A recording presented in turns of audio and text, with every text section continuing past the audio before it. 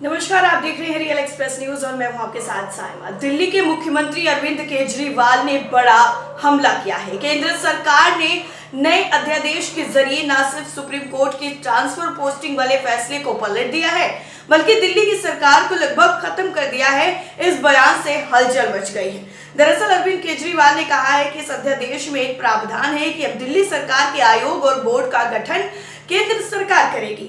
उन्होंने सवाल उठाया कि ऐसा है तो फिर चुनाव क्यों करवाते हो।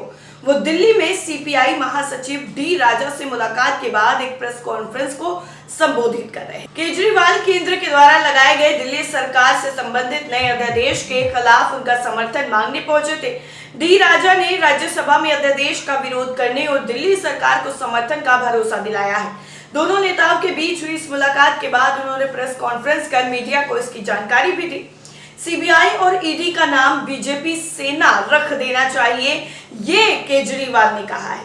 दरअसल केजरीवाल ने कहा कि सीबीआई और ईडी का नाम बदलकर अब बीजेपी सेना रख देना चाहिए। सीबीआई और ईडी सिर्फ गैर भाजपा सरकार के मंत्रियों के यहाँ ही छापे मारती है।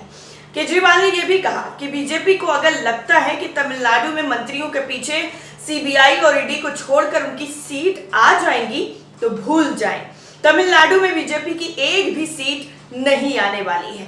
और इस बयान के बाद वाकई बीजेपी की मुश्किलें बढ़ती हुई नजर आ रही है।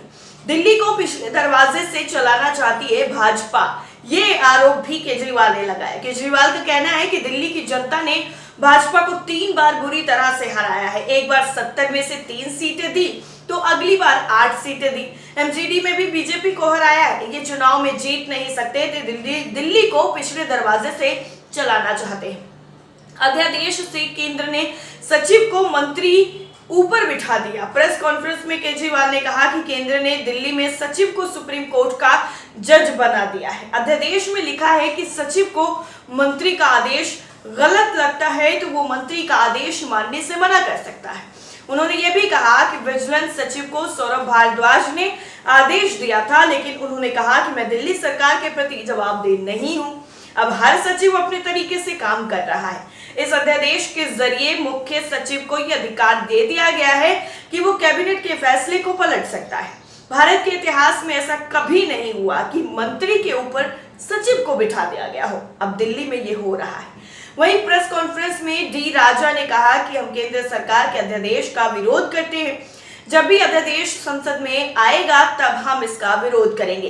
केंद्र सरकार राज्यों को परेशान कर रही है। देश की लोकतांत्रिक व्यवस्था को बचाने की जरूरत है। वैसे आपको क्या मानना है? कमेंट करके जरूर बताइए।